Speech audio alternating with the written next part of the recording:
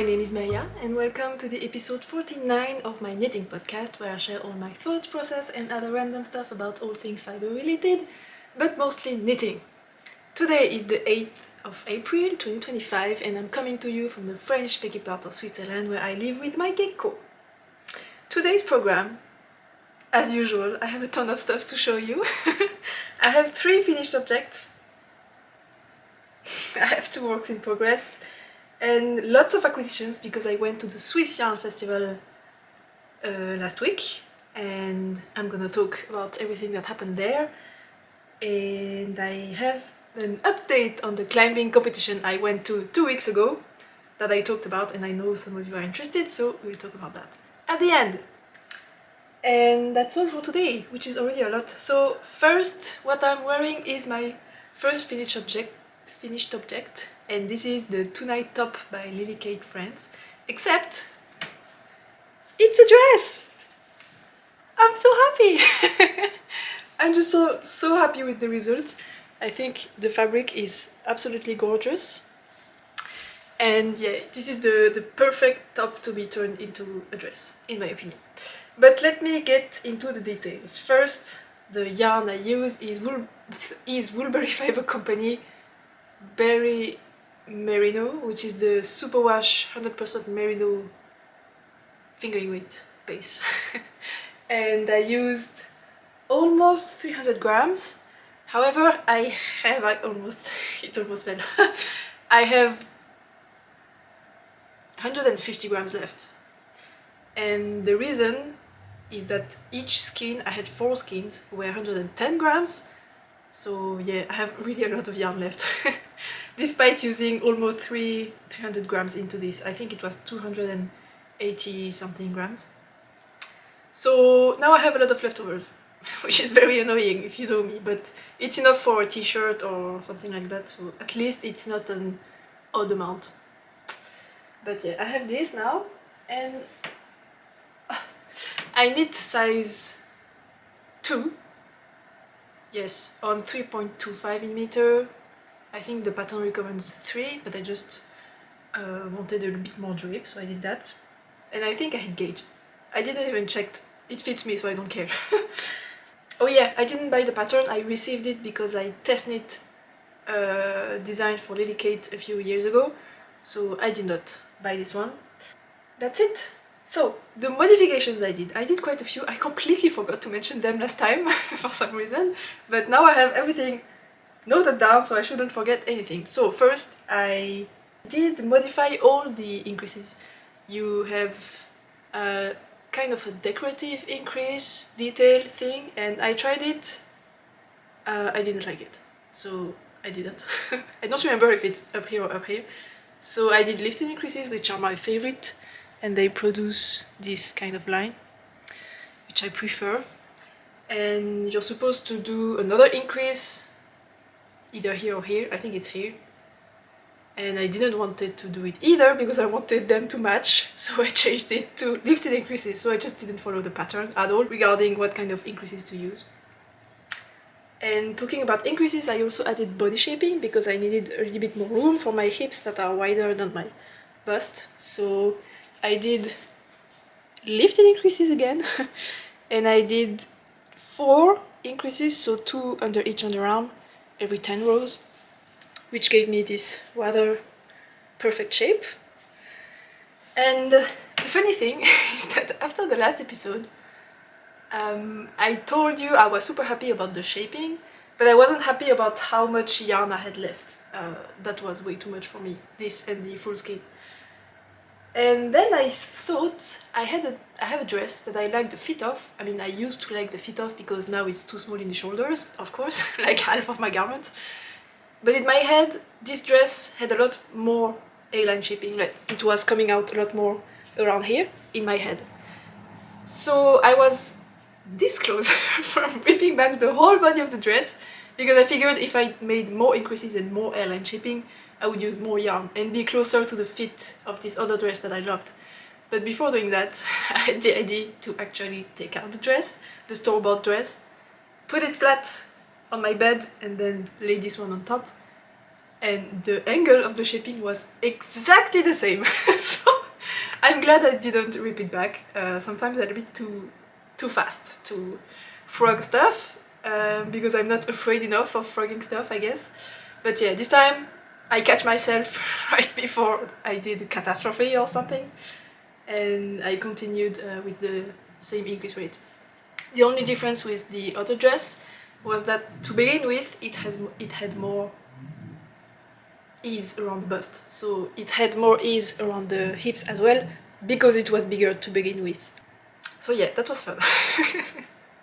I should show you the whole dress, right? Because I'm pretty sure I'm gonna be too lazy to film B-roll, so let me just get up on the couch to show you how it looks like. So it goes about to mid-thigh, and I didn't do anything to lengthen the back. I'm gonna talk about why later on. And as you can see, the drape is gorgeous. But as you can see here, it's also because I blocked it that way, but yeah, the crease line is because of the blocking. But there is like a dip. It makes a little bit of a point here. That's because the increases are all here. And again, I'm gonna talk about that later in the video for another dress, but that's what it looks like. And you can kind of see it kind of is lower here and higher up here. It does like a crescent shape. I should have done short rows to mitigate that, or I could have done the increases differently, but that will come later. But that's how it looks like. I think it's very pretty and I'm super proud of the result. And for the edgings, I did modify the neckline, as I mentioned. In the pattern there is a ribbing, like a high neck ribbing, 2x2, and I did it, but I didn't like it, so I ripped it back, and I did this double knitting edge instead, which is very short and much more suitable for warm weather, because the high neck it would be impossible to wear as soon as it's a little bit warm, so this is a lot more better for what I want to use this for. And also it's cuter. And to match, so this is double knitting, this is double knitting. To match, for the bottom hem, I didn't do double knitting. I did a folded over stockinette. Can you even see? So, folded over stockinette with a purl row to have a cleaner fold. And nobody's gonna notice that I have a purl row down here, and not here. Nobody. There are two things that I don't like. Is it gonna be like that the whole episode? Two things that I don't like. The first one is that I don't know which side it is on. Yes, I alternated skeins, and you can kind of see where I did the helical knitting. First is here, and then there is another one down here. I think it's kind of obvious, but I cannot really see in the viewfinder, but yeah, there is definitely a line happening somewhere, and I really don't like it. So that's on me. I just probably shouldn't have alternated skeins. I cannot see any line in the colors, but maybe it's because I alternated, so maybe if I hadn't done it we could see a line. I don't think so, but yeah, I kind of regret that. There is one thing though that really bothers me, is that there was a nip in the skin, and of course it ended up right in the front, and of course I was knitting in the dark, so I didn't notice it was there, and I only saw it when I was like down here. So I could not really rip back up to here to take this thing out, and it's really bothering me. I don't think I could really duplicate stitch over it because it's really protruding, I guess. And I don't think I can take out the excess fiber, because then I'm gonna risk just cutting the thread completely. So yeah, it's gonna stay there and annoy me forever. And the other thing I don't like is at the underarms, you have some shaping, short row shaping here and here in the corners, so that the double knit lays completely flat against your body and it doesn't like flare out here, down here. Which makes sense, and it was pretty interesting to do short rows in double knitting. I knew it was possible, but it was just fun to do. But it was very fiddly and I didn't really like doing them. I love short rows, but in the double knitting it was a bit overkill, I think, especially since, sure, the result is nice and this has it's nicely flat against my body, but then you have weird stuff there, and I just think it looks ugly. I don't like it. I think it's really visible, and I really did my best to do a clean job. I'm usually quite a clean knitter, and I don't think you could have any better result. So it's just, I think it was not worth it. I hesitated, I debated not doing them, and I think I shouldn't. I don't know, maybe if I hadn't done them I would hate how it flares out. We will never know. But all the other garments I have done that have double knitting around the armholes don't have the short rows, and they look perfectly fine. So I think there's a chance it was unnecessary and it's just adding this detail that I don't like. Anyway, regarding the yarn, when I put it on, the softness of the yarn I mean, when I put it on it was definitely itchy. I could really feel it kind of everywhere, but now it feels a little bit better. I don't know if I got used to it or if it just gets softer as I wear it. Oh, now I can feel it back here. I don't know. Maybe if I'm hot I will feel it. Time will tell. For now it's feeling nice, but yeah, it's on the verge of being itchy. We will see in the future. Okay, that's all for the dress. Now, the next finished object is my melon sweater. Oh, it's beautiful. I am so happy about this. It's gorgeous. I love the colors, and I love the fact that I would never have chosen those colors by myself, because this yarn was gifted by Explore Knits and Fibers. This is a collab design with them, and Ali chose the colors, and they are so good, and I think they suit me so well, but I would never have chosen them myself because I like cool tones. But yeah, I'm just so happy about this one. So this is the melon sweater as I mentioned, but this one is the short sleeves version, so maybe I could call it the melon tee. Both versions are in the pattern. And this is size 2, and the yarn as I mentioned is Explore Knits and Fibers. This is the no superwash base, which is Earthy sock. It's 100% merino fingering weight. And the colorways are Muckross and Earth, and from close you can see Muckross is the kind of mossy green situation, and Earth is the brown underneath, that you can see better here by the way. Absolutely gorgeous. I love the low contrast, and from far away it gives like a vibrating effect. I just love this stitch pattern, it's really gorgeous. Let me try it on so you can see. It's gonna look ugly with this, but whatever. Yes. Really not the right color. So this is how it fits. It's like close fitting. It's supposed to have between like 5 centimeters of negative or positive ease. You can wear it just however you like. This one is, I think I have like 3 or 4 centimeters of positive ease. Something like that, but you could easily wear it with negative ease as close fitting. It's very comfortable, especially in that yarn. And yeah, this is how it looks like. It's a contiguous shoulder construction, so you cast on for the neckline, you knit flat. I did the German short rows modification in mine to raise the back neck and make the back wider. You don't have to do that. And then you join it around at the front neckline, then you continue increasing on the shoulders, and then you start increasing only on the sleeves and not on the body anymore, and then at the underarm you do some regular increases where you increase on both body and sleeves until you reach the underarm. Beautiful. And there is this detail that I'm so happy about on the shoulder, where the eye cords here separate to frame the sleeve. I love it. So yes, I don't have anything special to say about it because I completely follow the pattern this time.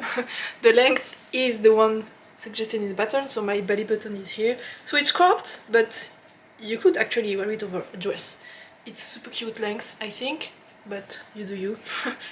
And yeah, the sleeves are pretty short. I wanted an almost baby sleeve, except it has a big sleeve cap, so it's not a baby sleeve.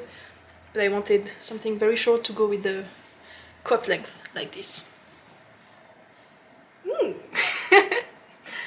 And what do I have to add? The fabric, the softness of the fabric is, I would say it's softer than this one. I feel it less. Even when I put it on, right after I put it on, I don't feel it. The only moments I can sometimes feel something is around the shoulders here, because it's a tiny bit tighter because of the increases, and that's where I can feel something sometimes, but it's really rare. So yeah, this yarn is really incredibly soft. And despite all the slip stitches, so this is an all over slip stitch motif, I would say the fabric feels very squishy, like really you want to squish it all the time like that. It's just so funny to do. But it's not thick and it's not warm by any means. The sweater version, which has the long sleeves, I have worn at home when I was cold, and I was still feeling cold. So it's definitely more of a spring, like in between season garment, because yeah, the fabric is squishy and lovely to feel, but it's not thick. This is way less warm than a DK weight sweater, I think. At least it's my experience when I was wearing the Melon Sweater long sleeves. I feel less warm than when I'm wearing a DK weight sweater. So I think that's interesting, and that's also nice because it feels cozy and comforting, but you're not overheating either, which is also nice for the t-shirt version because it means you can wear it even when it's quite not warm but not super cold. Oh, I just have one thing about the neckline here. I was talking about how you have a little bit of a bump because of the way it's constructed. There is nothing really you can do about it, and it's kind of difficult to remember what to do when you are sewing down the neckline, because you pick up knit stockinette and then fold it towards the outside so that you have the bind off chain visible here, and you have to remember to do something special to eliminate the bump that you have here when you knit the body. And you can kind of see there is a little bit of bulk in there, but if I hadn't told you, you wouldn't have seen it. So I guess it's fine. So yeah, I'm happy to report there is a way to make this bump disappear, and it's not too difficult to do. You just have to remember to do it. So I'll add that to the pattern and hope it will work out for everyone. Oh, I love it. It's so cute. Now I'm very hot because I'm not supposed to wear this over another layer. I used less than, I think I used a skein and a half of the main color, Muckross, and less than the skein of the contrast color. So for the t-shirt version you need 3 skeins of yarn. It's not supposed to be published until mid-May, end of May, so testers still have a long way to go, and their progress pictures on Instagram are just beautiful. I really recommend you go and check out the hashtag. And I'm so excited about all the color combinations, especially the ones that have, like, someone is doing a fade with a mini set. It's gorgeous. And some people are using color changing yarns and speckled yarns and so many possibilities. But yeah, this is not coming out until a month and a half, so we'll get this in a corner for a while and come back to it when time comes. Okay, my next finished object is much smaller, but it uses the same stitch as the melon. It's a tablet cover thing, so inside this is my tablet, and I just wanted to use some leftover yarns, so I did. It's very squishy. I used a much thicker yarn for this one. It's Gilliatt by De Rerum Natura, and it's just a tablet cover. I didn't write up a pattern or anything, it was just for fun, and it was fun and it serves its purpose, so I guess it's a win. The funny thing is that it took me like 3 weeks of overthinking and not knowing what to do with the closure, because I thought I had to use like a fancy button closure or maybe an elastic thing to keep this from staying open like that, and then suddenly I realized, wait, I can just tuck it in. And one of the reasons it took me over a month to make this guy is because I didn't know what to do with the closure, and uncertainty stopped me from working on it. But yeah, then I solved my problem pretty easy, and it looks very awful when it's not on the tablet. I mean, it kind of blocked itself on this, but before When I just finished it, it looked really like a worn-out socks. It was awful, but now it's a little bit better. Not the best, not my finest work though, I would say. Yeah, I should just block it. It would get better, but yeah, it's a tablet cover, I don't care. And if you followed, you will know that I was missing red yarn to finish this, and I did frog the collar of my sweater, which is here. So it's now back on the needles. This is my Doppio sweater, knit in undyed. Yes. And it had a very high turtleneck that I didn't like, so I frogged it to reclaim the yarn because I used another yarn for the neckline. But I used the other yarn just for the inside of the turtleneck, and the outside I used undyed, so I have the outside here. Because basically what I did, instead of undoing my sewn bind off in undyed or even cutting it off, I hate cutting into knitting that I'm trying to unravel. I will always go through the trouble of unpicking every single stitch by hand, then cutting through yarn. I hate doing that. So I didn't want it to cut through this, but I couldn't unravel it because it's undyed. So what I did, I took the woven in ends out, woven in ends out, and I unpicked the join between the Gilliatt neckline, the inside of the turtleneck, and this, the outside of the turtleneck. I unpicked the join between the two, so that this was free. I could just take it off. And then I unraveled the inside of the turtleneck until the cast on edge. So yeah, I have to do that, but it's been sitting on the needles for 2 weeks now. I need to do it.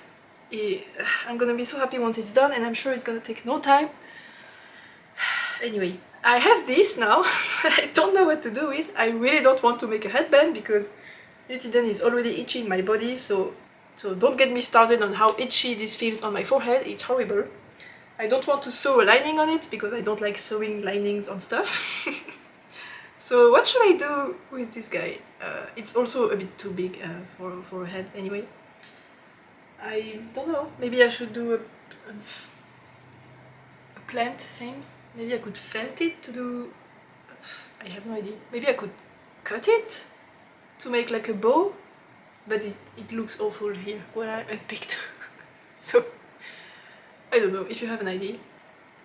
Maybe I should just cut it open and make a ribbon thing. Felt it? Whatever, if you have an idea, tell me. Because for now I have no idea. Now, this is all for my finished object, kind of. Let's talk about my works in progress. I'll talk about the first one because I'm very excited about it. It's a small one. It's not the most exciting one for today, but I'm excited about it. Yes, it's the same color as my dress, because it's the same dyer. This is Woolberry Fiber Company again. This is Rambouillet DK. It's a gorgeous, very squishy, very soft DK weight, non-superwash Rambouillet base. Beautiful, I love it. And this is a hat. It's a top-down hat, but with a twist because it has a hole on the back for my ponytail and my bun. And let me grab a thing to put the stitches on hold so that I can try it on to show you. It's not a hole actually, it's more a slit, because what I did is what someone suggested in the comments is to knit the crown flat and then join it around once the opening is big enough. Brilliant idea. Amazing. So here you go. The slit is here, so I'm going to put that on the back so I can take out my ponytail through here, and it looks horrible. Yeah, like this. It's not done obviously, but yeah, you get the idea. And now my hair comes out on the back, and it's a little bit... I mean, I cannot see myself, but I think this opening is a little bit less obvious than the precedent one where I had a hole. If I can find a picture, I'll show you. So I'm very happy about that, and it is definitely a bit big. Can you see? I don't know. Because when I have a bun,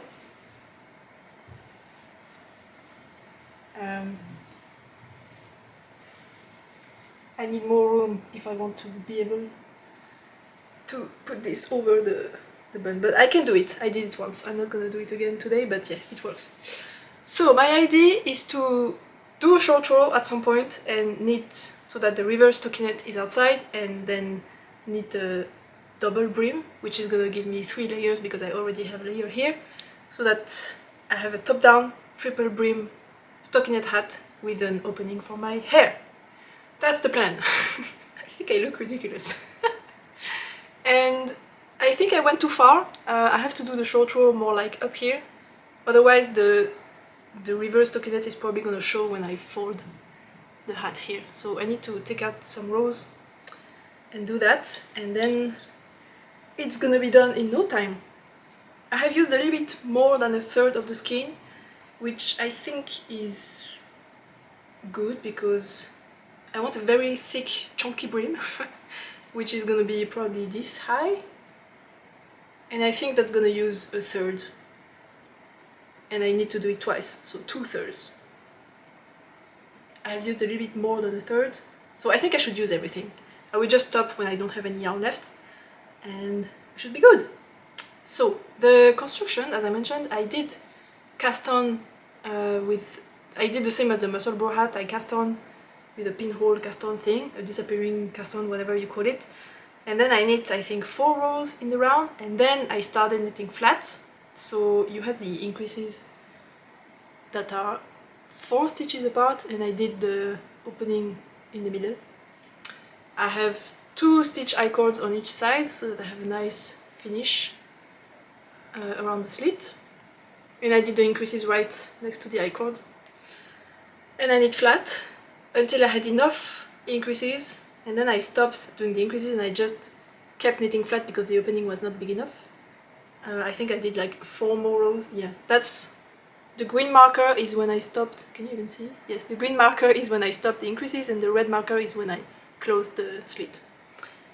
And then I join it around and just knit in around until the end. And it's super easy, it's working great, the result is, for now, is great. And I have high hopes for the final result of this guy.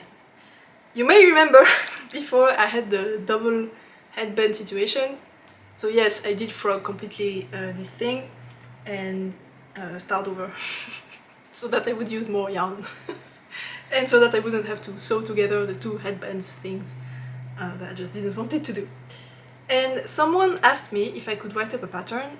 I definitely can. It would be a free pattern because this is not really worth asking for your money, I think. But I have like an intellectual property dilemma. Actually, no, I don't, because technically I don't have any issues writing up a pattern with this kind of thing because it's unique and I would write it with my own terms, and what's copyrighted in patterns is the way the instructions are written. You cannot copy-paste instructions from another pattern and sell it as your own. However, nobody owns the knit stitch, nor any combination of knit stitches or purl stitches or increases together. Nobody owns any of that, and you can totally write exactly the same pattern as another designer, but with your own terms, and that would be fine in a copyright point of view. However, in a more like philosophical way, this is exactly the muscle bro. This is the logic I use is that I did the pinhole cast on, and then I increased for a while, and then I measured my gauge, and then I did some math to know how many stitches I needed in the whole circumference to get the hat I wanted. It's exactly the muscle bro. But I can't really write up a pattern that's exactly the muscle bro and put it out for free, even if it's using my own terms. I just don't want to do that. Even if the muscle bro is like a full hat tube that you fold inside itself, and that I am planning to do a triple stockinette brim, that's a little bit different, but still, you get the idea. The crown is exactly the same. So I have 2 options. Either I don't care and I just write up the pattern, and maybe I do it less detailed than the muscle bro because it's gonna be free. I just don't want to put too much effort into this. Or I write up just like an add-on, just explaining how to do the slit using any kind of pattern. Probably not if you have cables or lots of traveling stuff and texture or whatever, that's not gonna work. But yeah, for simple stockinette hats, I write up just a simple recipe That's less detailed for sure, and you would need another hat pattern to use with this. But then it's more general, and I don't have any copyright issues or intellectual property issues. Or, third option. Is it the third? I don't remember, I lost track. I just write up notes in the Ravelry project page, kind of explaining how I did it, just like I just explained to you. And would that be enough? I don't know. If you would like to have a pattern of this, do you think having Ravelry notes would be enough? Or would you like something more detailed? Please, I would like to know. But yeah, it's not gonna be for right now anyway, because we are heading into spring. We are well into spring, so it's not for right now, but yeah. This is just a fun experiment I'm doing. It looks so weird. Next up is the pièce de résistance du podcast. The big boss of the show, and it's a big thing. It's my next design that I've been working on for the past 2 weeks. I have kind of no, I didn't hint, I completely explained what it was in the spring knitting plans video that I put out last week. And it's simple summer design, but it has lots of options, and I'm very excited about it. So it doesn't look like anything because it's not done, but this looks horrible. Can you see what's happening? I don't even know. So this is just a camisole. It's called the Olympic camisole, and it's gonna have 2 options for the straps. Either those crossing straps that look like nothing because they are not done yet, and because the yarn is a little bit weird, but I'm gonna come back on that later. So either the 2 crossing straps thing here, or just simple straps. And the 2 crossing straps thing that you cannot really see, the back is completely straight. You know what? Let me grab the first version I did like 3 years ago. So this is where it comes from, and the back looks like this. So as you cannot tell, the back is straight, completely straight, and it doesn't have triangular cups, whereas the front has. And the second version is gonna have triangular cups on the back. I have it here, and it has single straps like this, so easy peasy camisole. Look at the drape. Ooh, I love it. So same pattern, 2 straps options, either crossing and straight back, or not crossing and cups on the back. Or you can do no cups and have no crossing straps, do whatever. And also, it's gonna have so the camisole version, so the short version, and the dress version. Ta-da! Oh my god! So, this one has also the single straps, and it has a waistband here with a kind of belt I-cord situation that you can close off. And it's a dress! Oops. And look at the drape, it's gorgeous, I love it. And I'm not done yet. The pattern is gonna have 2 gauges option. There is gonna be 1 fingering weight pattern and 1 DK weight pattern. However, since the pattern is pretty simple, I'm gonna include instructions on how to select a size that will fit you if you cannot hit gauge. So the fingering gauge is 28 stitches and the DK gauge is 20 stitches. And if you are anywhere between those, or further than 28 or smaller, bigger than 20, I'm including very detailed instructions on how to do the math to calculate how many stitches you need around the bust for your gauge, and then where to go in the pattern to see which size has the correct corresponding stitch count. So basically, this is a gaugeless pattern. So it's a camisole, or a dress, or a crisscrossing strap situation that you can knit at any gauge. I love it. I love gaugeless patterns. Yeah, so the idea, this and this had absolutely nothing to do with each other at the beginning, but I received a ton of messages from people telling me they wanted a pattern for the dress, which I understand because it's beautiful. I mean, not like this, but I have pictures we did the photo shoot with my photographer. The pictures are beautiful, especially on my beautiful friend Anna. So yeah, I have to admit this dress is gorgeous. So I received a ton of messages from people wanting a pattern for that, and I received some messages from people wanting a pattern for this guy, which is really the same as the dress.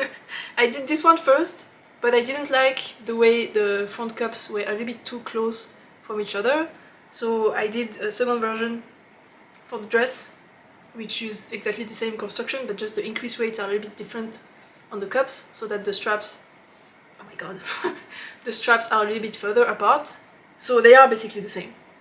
And then I also received messages from people, this is something I knit in 2022, it was such a long time ago, I just wanted to have fun with the crossing strap situation, and I was wearing it in a podcast a few months ago, and again I got messages from people that wanted the pattern, but I didn't want to do a pattern for just a single camisole with simple straps like that. I mean, it didn't feel like enough for me, so I figured, hey, I could add a modification to this pattern to make this, so that I have a big pattern with everything and gaugeless. Yeah, so that was my train of thought.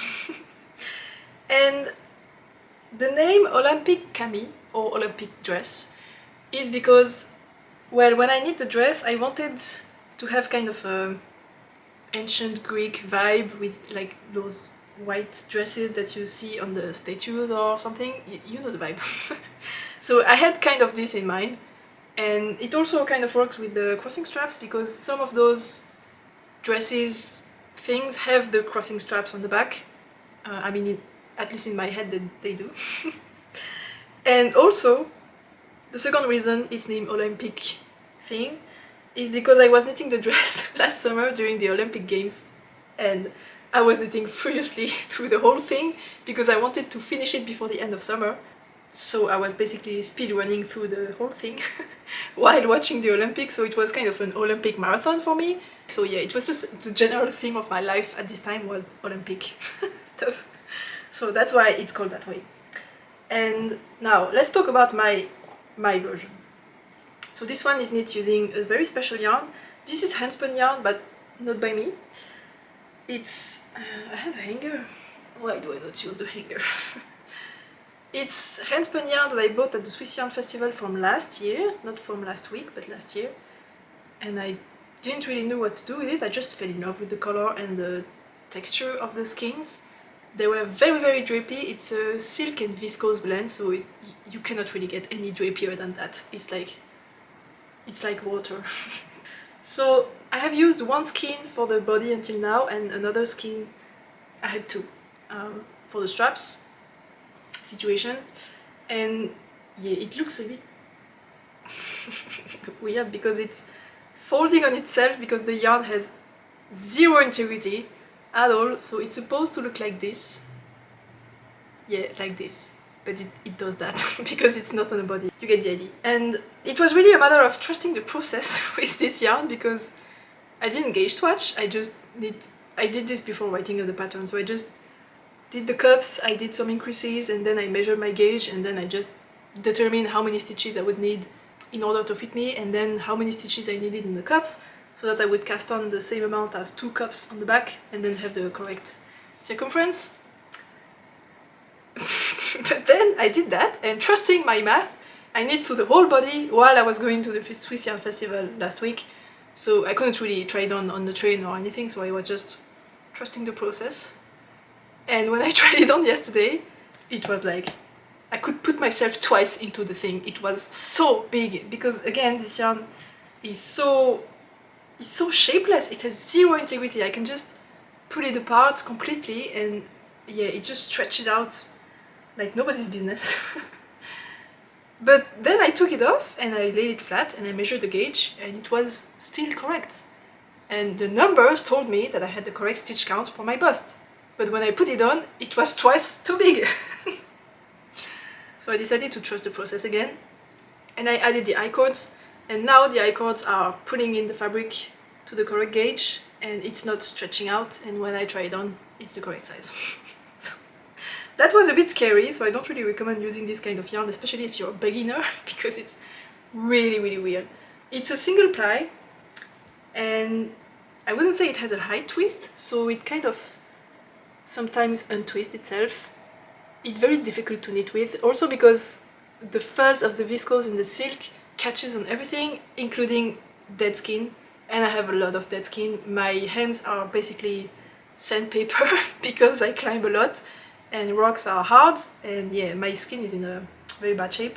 So every time I grab the yarn, I can feel it stick to my hands in a velcro manner.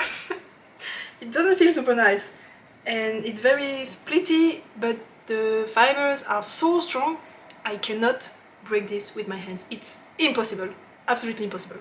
And if you catch just one strand with your needle, you're done. You cannot just break the strand or something. Yeah, it's kind of a weird feeling, so I have to knit very slow, but it's not a bad thing. By the way, this yarn is gorgeous, it's beautiful. I really recommend it if you are comfortable with using a weird yarn. But the result is otherworldly. I'm so excited to have this. It's gonna be so incredible. I mean, you cannot see because there's the needle in there, but yeah, it's gonna be gorgeous. Beautiful yarn, and the color, I love it. And what you cannot see is that the inside of the skin is mainly dark grey. So I don't think it was intended, but I'm actually gonna have a fade from light, like spring green, to dark grey. Gorgeous. I'm so in love with this thing. I'm so excited. But yeah, very difficult to knit with, and it's really, you really have to pay attention to what you're doing. I cannot not look when I'm knitting on this. I have to take a look at my stitches. And it's interesting to compare how, for example, this is 100% linen, how this behaves compared to this. Because linen, it has zero memory, so it's not, I mean, this is because it's knitting, but it doesn't have integrity and memory in the sense that once it's stretched out, and it's not gonna come back to its shape. So as you wear it, it's just getting longer and longer. For example, for the dress, I washed and blocked it before winter, and then I wore it to the festival last week. Battery change. By the way, thank you for your help for selecting an outfit to go to the Swiss Yarn Festival last week. I asked on Instagram, I had a few outfit ideas and I just couldn't choose. So you voted, and you voted for the dress. So thank you. I felt very comfortable. It was the perfect garment to go to the festival. It was very, very warm. So yeah, it was blocked before it was blocked in the morning when I went, and in the evening when I came back, the back was so stretched out because it's against my butt, and when you sit down, the fabric here kind of gets stretched over your butt. And this is Tin Line by Sandnes Garn. So zero memory, and basically, I think, yeah, if I align the waistband between the front and the back to the same height, and then I hold it up,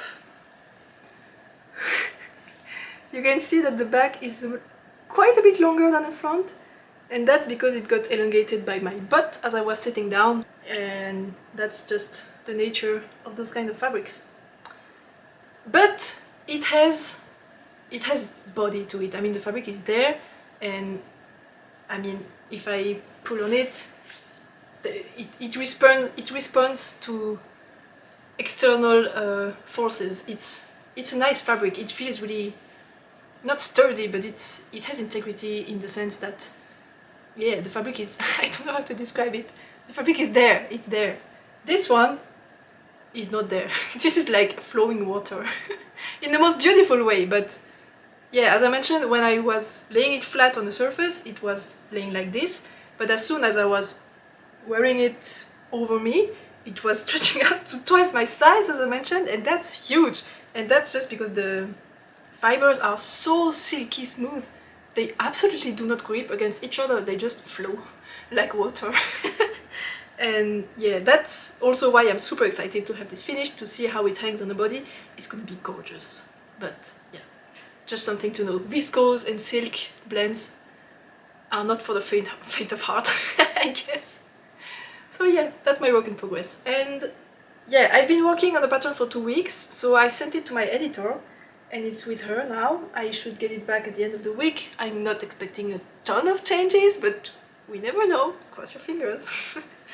So I think the edits shouldn't take too long, which means I should probably be able to send the test code next week. It's going really fast. I feel like I haven't really advertised the thing at all, but yeah.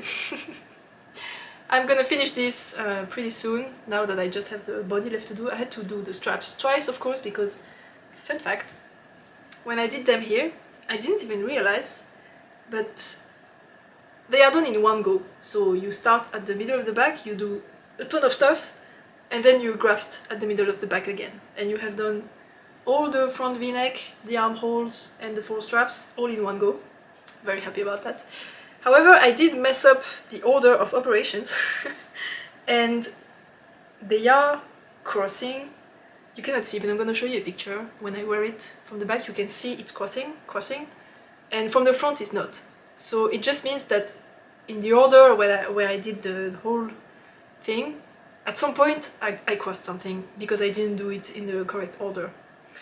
And I didn't realize it until I did this one. And then I tried it on, and that's when I noticed I had something crossing, and I couldn't uncross it because it was just wrong. And I wasn't happy with the tension in the v-neck, and the straps were a little bit too short, and I used bigger needles to have a longer I-cord here in the diagonals, because this is a very critical part. You increase a lot to get those very shallow cups, because usually if you increase every other one you will get a cup that goes up to the shoulder, which I really don't like. And when you increase fast, then the edge gets tight. So first you use a different type of increase as usual, especially not make ones. Make ones are the worst to make an edge tight. So yeah, you don't use make one increases, but something special to help it be very loose.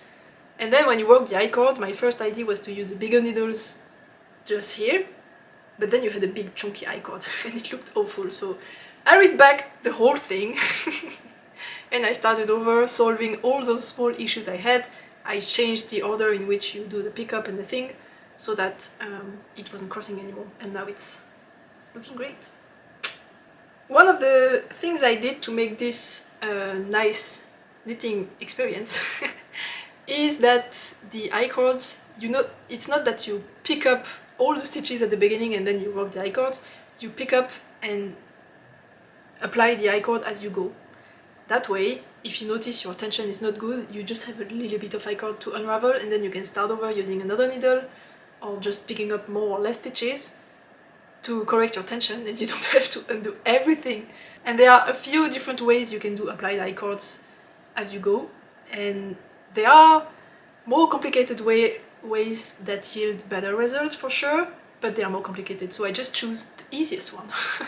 Because the I-cord is the same color as the body, so you don't particularly need to be very neat. It is neat. I mean, what you can see down here are the increases. So the I-cord is very neat, but yeah. All of that to make a nice knitting experience, because those are pretty involved. They don't take too much time, but you really have to follow. So yeah, it took some decisions to make the knitting experience better. So, test call for this coming next week, the Olympic Cami or the Olympic dress. It can be knit up to any length you want, with any yarn you want, any gauge. You can use wool, you can use linen, you can use handspun. You can use handspun yarn, guy. This is perfect for your single skin, not single skin maybe, that's... Or, I don't know, if you want something super cropped, yes, a single skin. This is perfect for all the small amounts of yarns you have. And the dress for any big amount of yarns you have. You could also use, I don't know, like advent calendar with a fade to knit a dress using all the minis. That would work. There is one important thing. The increases. Let me show you on the dress, that's where it's the easiest to see. As I mentioned on this dress, I did all the increases at the underarm here, but then I have kind of a point happening. I cannot show you here, but the point here. To avoid that, I did increases not only at the underarms, but also in the middle of the front and the middle of the back. And you can see them. You can kind of see. Hanger. Much better. The lines here. They are lifted increases, so they are pretty invisible, but yeah, you can kind of guess they are here. Same on the back, and same on the sides. That way, when you reach the bottom, the column of increases end up here, because you increase on the inside and not on the outside, so they get further and further away from each other, and when you get down here, they are about this distance from each other, which naturally makes the bottom hem curved. This one has short rows, so it doesn't help to show you that, but where you have a column of increases, you're gonna have a little bit of a angle. It's just how it is. For example, when you need a triangular shawl, you increase in the middle and then on the sides, so you get two straight edges, and the points are where the increases are placed. Same on this blue dress, the point on the side is because the increases were placed here. But here, since you increase between the markers, the increase line gets wider and wider until when you reach the bottom, as I just explained. They are spaced, it will depend on the size of course and your gauge, but they are just not here and here, so you don't get a weird shape like this. I think I did a drawing at some point, can show you that. So it's also the little trick in this pattern that makes it have a nicer bottom hem shape than just if you just did straight shaping at the underarms like most patterns usually do.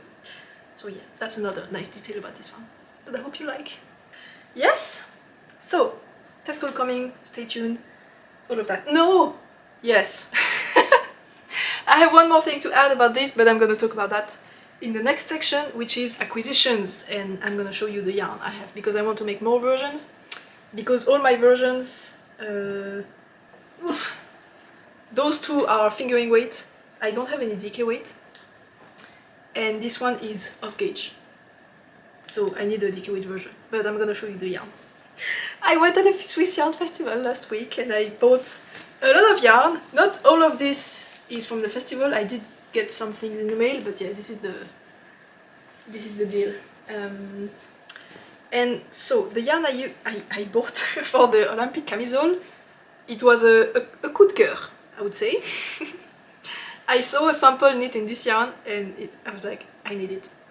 I need this in my life. I cannot ignore this one. So this is yarn from, why are the tags not on the right side, but yeah. This is Quick Strick. It's German, so I guess it's Quick Strick. And this is a lino silk, so it's a linen and silk blend. Gorgeous drape. It's gonna be amazing. Wow. I'm so excited. They don't have colorway names, but they are hand dyed.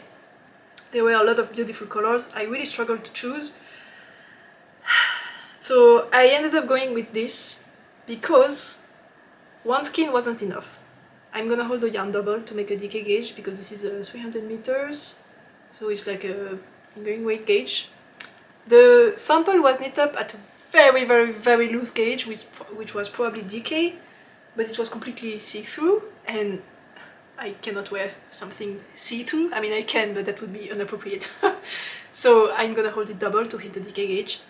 One skein is not enough because this is 300 meters, and I don't think, yeah, it's not, or maybe it is. Maybe I shouldn't have bought the second skein. I don't know. We will see. But yeah, if it wasn't enough, I wanted a second skein, but it was a bit too boring to just get two of the beige. So I bought this because they look super cute together, and I'm gonna add a few stripes in the middle if I need to do so. And as I mentioned, there were a lot of beautiful colors displayed, and I just couldn't make a decision. I wanted to buy the pink so bad, it was so gorgeous, or the blues, or the greens, or anything, but not the beige, because I love colors. But I learned something the day before the festival when I tried to put together outfits that were mostly hand knit. So I had a variety of skirts, of dress, a lot of tops, but none of them went together because they are all like bright colors, red, green, blue, teal, orange, everything, but they don't go together. So it was a real struggle, and even the few like neutrals I have two grey skirts, but one of them is like very anthracite and the other one is a purpley grey, so then it didn't go with lots of my colorful tops. They are not neutrals that go with other stuff, so I was stuck. And that's why I struggled so much to select clothes, because I just couldn't pair them together. So I really forced myself, literally I forced myself to select something neutral that would go well with lots of my skirts. That's why I went with this one. It's beautiful, I'm gonna be super happy, and when I picture myself wearing this, I know it's gonna look good. But I really wanted the pink. So yeah, I just added this as a little touch. If it's maybe 1 or 2 thin stripes, maybe I can make it work with a colorful skirt, or maybe not. Maybe I won't have to use it. Maybe I can knit a green tank top and then a beige one. We will see what happens, but yeah, I got these 2 skins and I'm super excited. Next cast on. Next up I have, okay, this is also very exciting. This is Pernel by Natisrea. I have already knitted with this yarn. I have knit Lila top, which is gorgeous, and the drape of the thing is incredible, and I want to make shorts.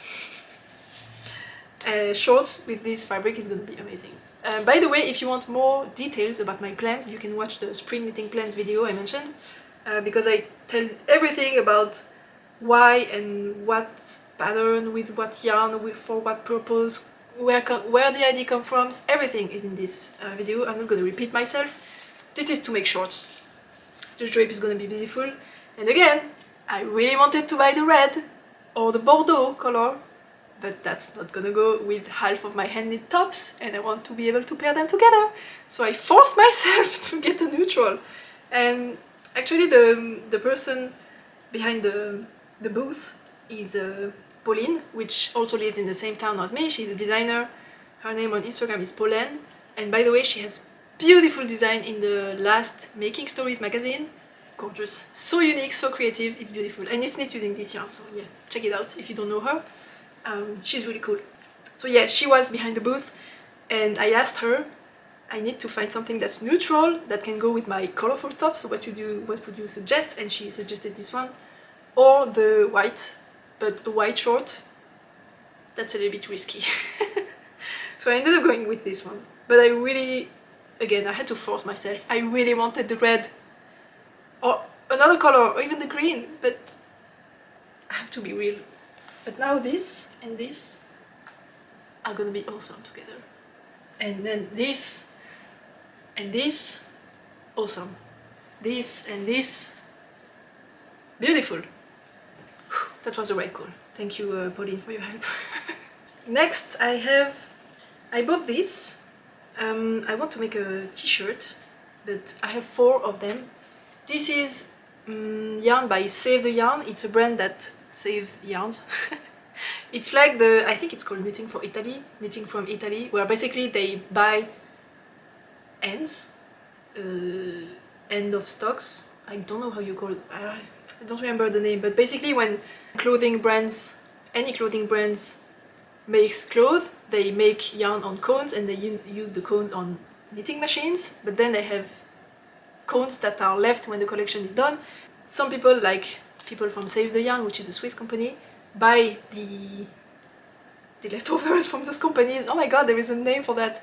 Dead stock! I think it's dead stock, yes. And sell it to knitters, and it's super cheap and the quality is incredible because it's usually high-end clothing companies. And this is a mix of silk and cotton. It's 55% silk, 45% cotton. And guys, if you could touch this, it's so stinking soft. I can't believe it. It's incredible. It's a light fingering. No, it's a lace because it's 400 meters, 375 meters per 50 grams. So I would have to hold it double. I could see there were 2 samples knit up using this double, and beautiful. The drape was incredible again. So I wanted to make myself a t-shirt because I need t-shirts in my life, especially knitted t-shirts. But again, I wanted to buy the green or the orange, but I had to be real because I need neutrals, and I have one summer top that I knit in white and I wear it all the time because it's white and it's so easy to pair with everything. So I had to force myself, literally. I think I spent 15 minutes in front of that booth trying to select the color, so I went with the white. I really wanted the other colors. So many were beautiful. There was a blush pink, gorgeous. There was khaki, army green, incredible. The green and the orange were... but I went with the white. It's gonna be beautiful. I'm gonna be super happy to have it. But I really had to force myself again. And then I had this. I bought this. This is very special. This is 100% silk, but it's bouclé. So it's like a fingering weight. I think it's 300 meters per 100 grams. I have a... yes. It's by Seiden Atelier. That's silk atelier. Silk, whatever. They just do stuff with silk. And on the tag it says 150 meters per 50 grams. And on the booth I saw these skins, so I grabbed the skin and I was like, oh, that's chunky for 50 grams and 150 meters. I know if I use 2 of these I can make a top out of it. And I wanted to make the Olympic camisole DK weight using this as DK weight gauge. There was a sample knit up, but it was knit at such a loose gauge. It was like maybe 16 stitches, so it wasn't really giving me any information on how this would knit up at a true DK gauge. But from experience, holding the skin in my hand, I knew 2 skins like this would be enough to make a top. And then when I wanted to buy them, the lady told me, oh, this is 250 grams skins together. So this is 100 grams. And I was like, what? So actually when I was holding the 2 skins in my head, I was holding 200 grams because I had 4 skins, 4 50 gram skins wound together. And this is what the 50 grams look. Of course it's twice as small. And when I had 2 50 gram skins in my head, I was like, I am never gonna be able to knit a top with only 2 of these. Or 1 of these. But each 50 gram skin was like 30 bucks. It's super expensive. So I had to think fast. Did I really wanted to knit this? I couldn't afford buying 4 for sure. That would have been 120 francs. That's too expensive. And 1 skin was useless. I couldn't do anything. Because actually this is more like a fingering weight gauge in the end. Even if I push it, I'm never gonna make it to DK weight. So 1 skin was not enough. So I had to buy 3. That's 90 francs. I was like, is there any garment in my life that is worth 90 francs of yarn? But the color, it's a very beautiful taupe brown, how you call that? It has like a very slight purple undertone and it's leaning grey, but it's still brown. I don't know, it's a very special color and I've been looking for a color like this for so long. I love it. I just really love it. And again, it's gonna pair beautifully with every colorful stuff I have. So I had to think fast. And I think I thought a little bit too fast and I bought it. So I bought 3 skeins for 90 bucks. Oh, this hurts. And I'm gonna make myself a summer top. It's gonna be absolutely beautiful. The sample, of course it was knit up at a very loose gauge, but the fabric was gorgeous. I mean, it's 100% silk and it's bouclé.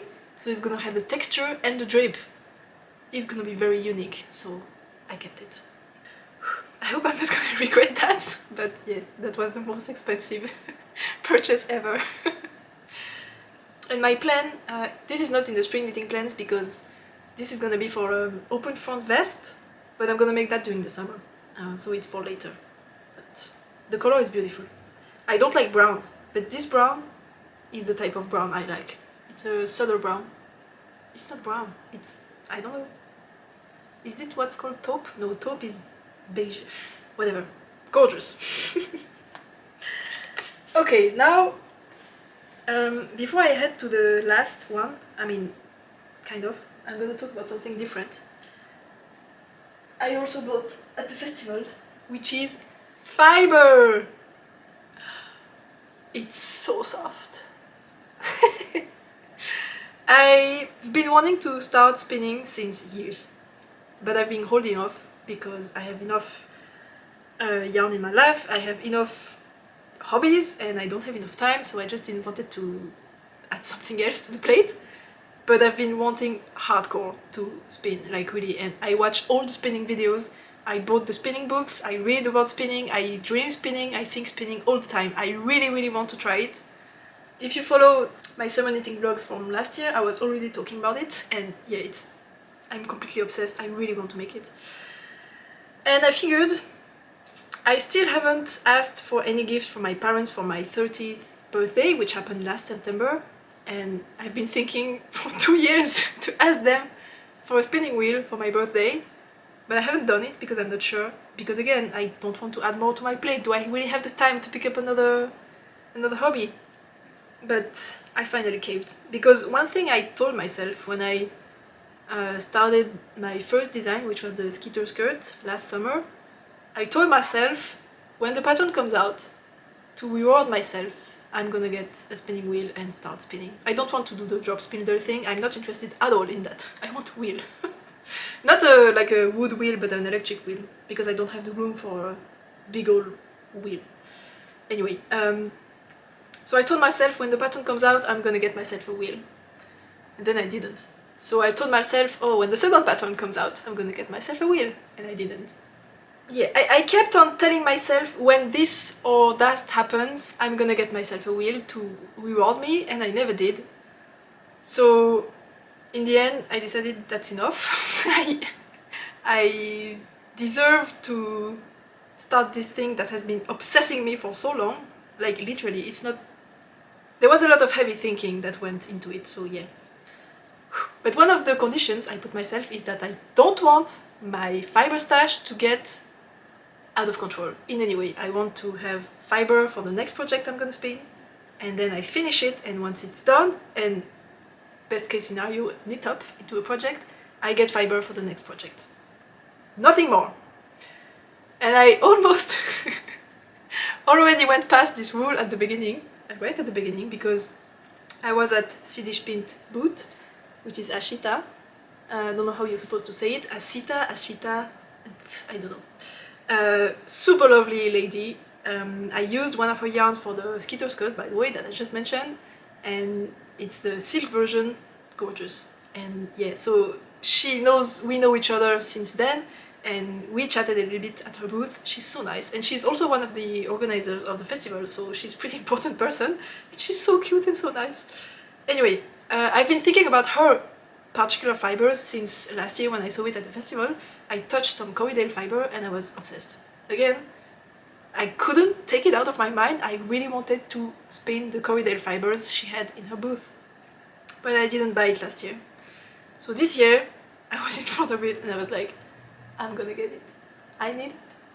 I'm gonna get a freaking spinning wheel and I'm gonna start spinning these Corriedale fibers that I have been dreaming about for so long. So I did. So this one is undyed Corriedale, 100 gram bat, and no, not bat, that's a corn top. No, not, I don't know the terms, whatever, it's a braid. So I have 100 grams here, and this is Yarnadelic by John Arbon. It's also 100% Corriedale, and it's this beautiful shade of blue with green, no, not greens, greys and whites throughout, and the grey is the same as the undyed shade, so I can either spin them separately and ply them separately and have two yarns that I can do, I don't know, for color work or a two color project, or I do one ply of each and I ply them together to have one long skein of something. We shall see. And I almost bought another braid of Cornmeal because it was so incredibly soft and squishy, and I love Cornmeal. It's really one of my favorite fibers to knit with, but I didn't, because I told myself one project at a time until it's done, and then you buy the next one. So I didn't get the Cornmeal. I'm really proud of myself. So that's coming. I'm gonna see my parents soon, if not next week, the week after that, ask for the spinning wheel, and then it should get here. I don't know, but yeah, very soon I'm gonna start a new hobby. And I couldn't be more excited. Okay, now let's get back to the yarn. The last yarn I bought at the festival is very special. It's a very unique yarn. It's, I don't know where the tags are. Again, for me this is the top of a skein, but the tags are in this way. So this is from Holda Volle, It's from Schaffhausen, which is a canton at the very other side of the Switzerland, very far away from me.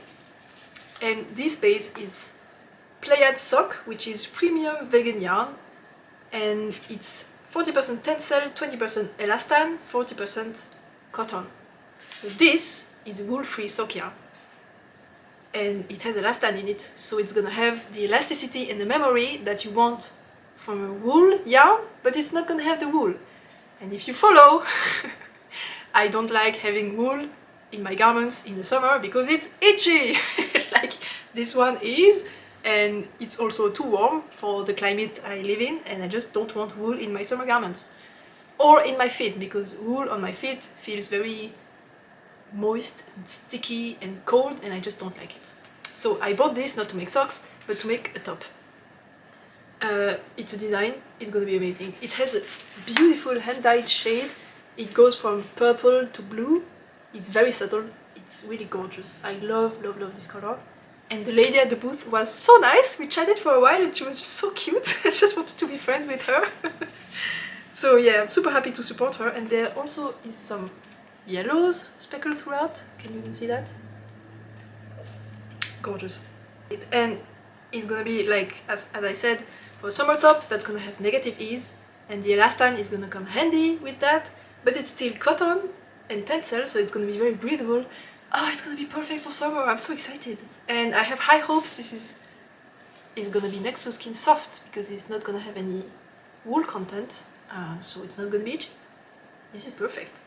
For me, it's like, wow.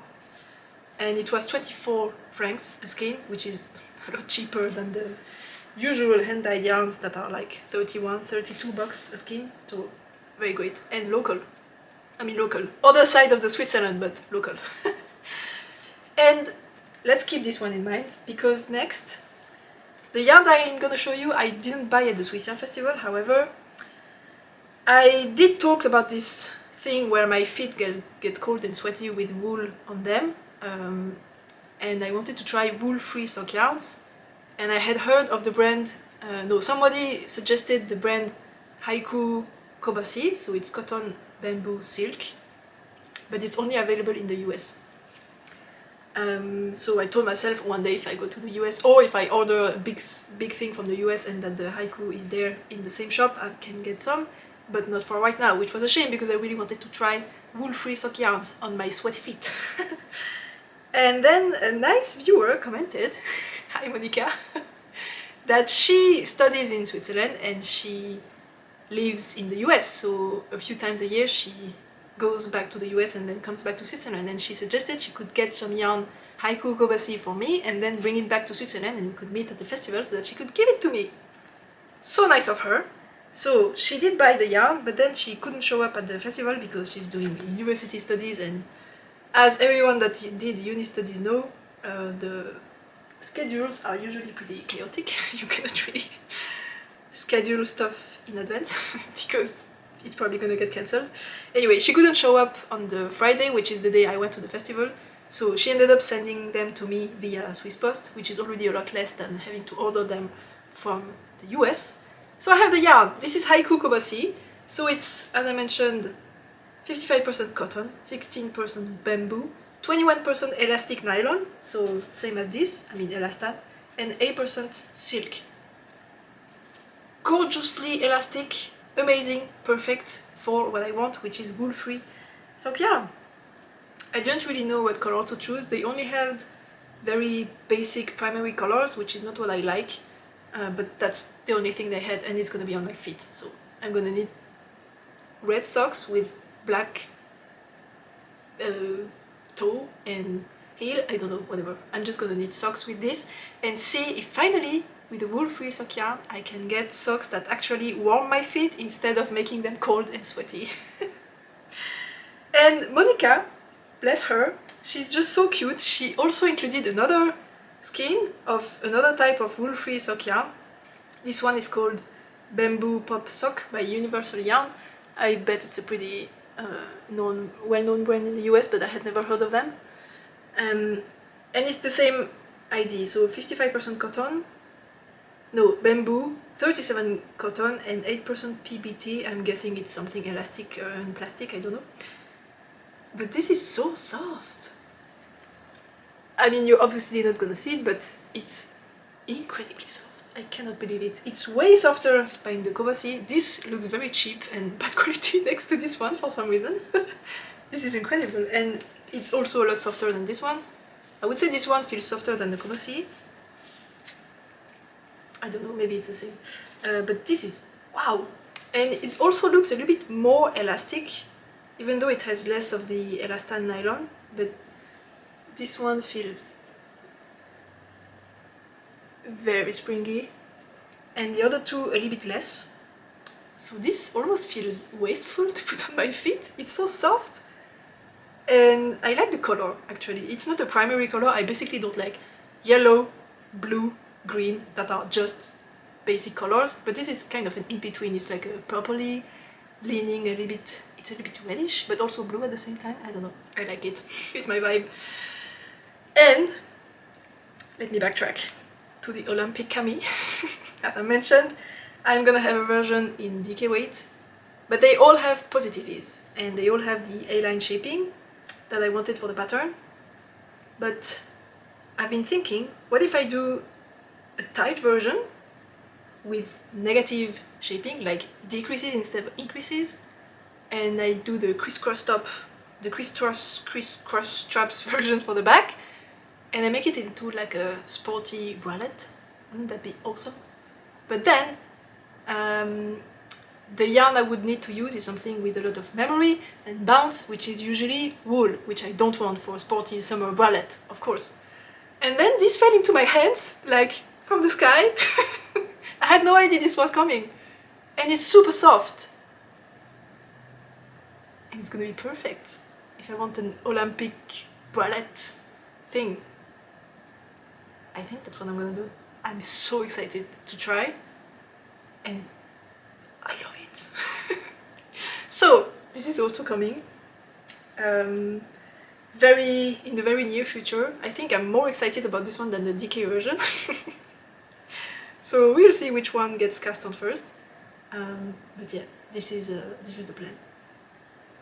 I cannot tell you how soft this is.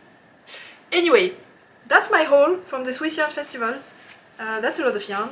It's a little bit more than I had planned from the spring knitting plans, because I also did a stash update in that video and I told you how many yarns I was supposed to get to be on track, and I didn't get everything yet because some stuff I wasn't planning to get to the festival, but I'm gonna order.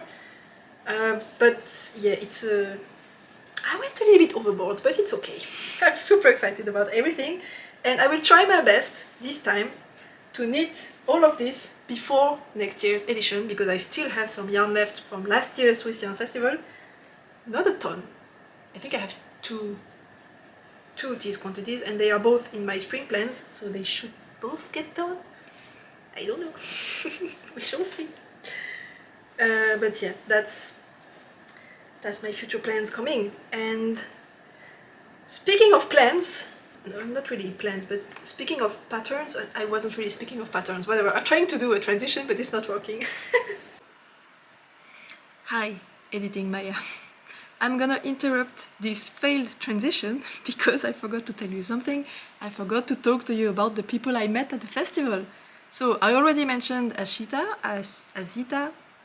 Sorry, I'm very sorry. But I also met Selina, which is a knitter in Switzerland that test knit for me, and it was funny because it was right at the beginning. I had just arrived in the festival for like 2 minutes, maybe less, and she stopped me and she said, "Hey, I'm Selina," and I was like, "What?" I was very startled, but I was surprised that somebody recognized me first and that it happened so fast when I arrived. And yeah, it was just super nice to finally put a face on someone I have chatted with and that has tested for me. I mean, not a face in the... I see pictures from people, but like a real person. So that was really, really sweet as an encounter. I think it was the first time somebody recognized me in this way. So yeah, that was very fun. And I forgot to tell you, Selina, if you watch this, your brioche cardigan cardigan, why did I say that in French? Your brioche cardigan was beautiful. It suited you so well and it was so well made. It was gorgeous. Forgot to tell you that. And then I also met, that was also fun. A few weeks or months ago, my dad told me to send my YouTube channel to a woman that he knows because he was just talking with her, and he said that his daughter, so me, had a YouTube channel about knitting, and she was like, oh, I'm a knitter and I watch podcasts, I'm super interested, can I get the name of the channel? So my dad asked me to reach out to her, to send her the link. And yeah, we follow each other on Instagram since.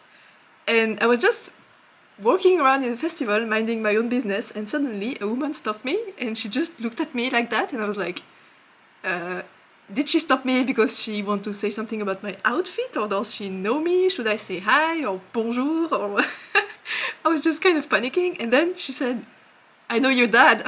And I was like, what's happening? And she said that in French. So obviously she knew my dad because she knew I spoke French. Yeah, that was fun. And then when she said that, after a few seconds, I understood who she was, so that was also very nice to meet her. And then, of course, I met with my friend Marie, that we kind of meet every year at this point. Yeah, she's a knitting friend that lives in Basel, in Switzerland as well, and yeah, it was very lovely to see her and her mom. And that's it. So not a lot, but very worthy encounters and fun, I would say. Yeah, I just wanted to tell you about those, and now I will let you go back to present Maya. When I was doing the spring knitting plans video I keep referring to, I was thinking I would love to speak more about more designs, more patterns, but I cannot knit all of them. But I would like to talk to you about patterns that I love, but I'm not necessarily planning to make, especially because I've been watching lots of people on the internet and on the knitting YouTube that do kind of pattern ideas, pattern reviews, and just pattern inspirations and stuff like that. But it's almost always the same 10 designers.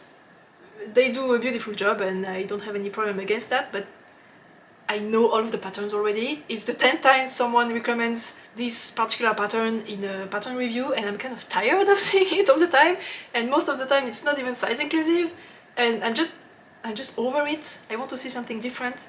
And then I remembered, hey, I have a YouTube channel, what about I do the content I want to see? Took me long enough to realize that.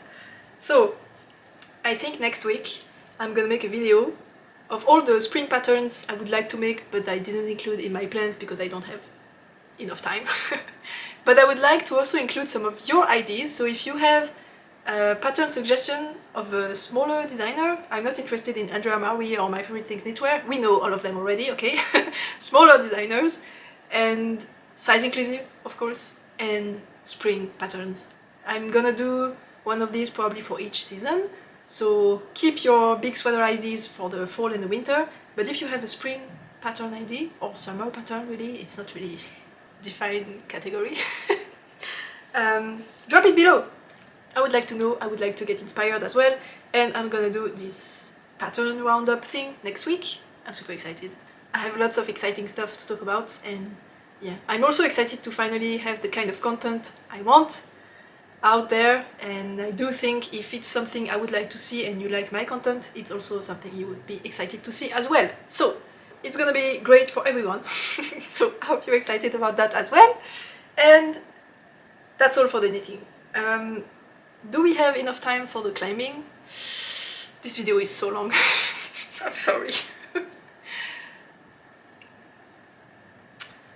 Okay, this video is too long. I could talk to you about the climbing competition and all of that, but I'm gonna rush it, and I don't want to because it's important and it's something that I really care about, and I don't want to go too fast through that. So I'm gonna keep that for the next podcast episode, which is gonna be in 2 weeks, since next week is the spring patterns thing. Okay, so I hope you were not too disappointed to not have the climbing story in the end. I can spoil you, I won 3rd place, and I'm super proud of it because I really wasn't expecting that. But yeah, I was on the podium and I'm super proud of myself. But the full story is gonna come in next podcast. Okay, thanks for watching. Thank you so much for your support. Thank you for all your suggestions, your comments and everything. As you can probably tell from hearing me, I do take these into consideration a lot. They help me out a lot, so thank you so much for that. Keep them coming. And if you like this video and don't want to miss out on any future content I may put out, and if you want to continue hearing me struggling to speak, feel free to subscribe to the channel. I'm gonna end this here. I'm so sorry. Thank you. Thank you for being here. I hope to see you again next time, and until then, happy knitting. Bye.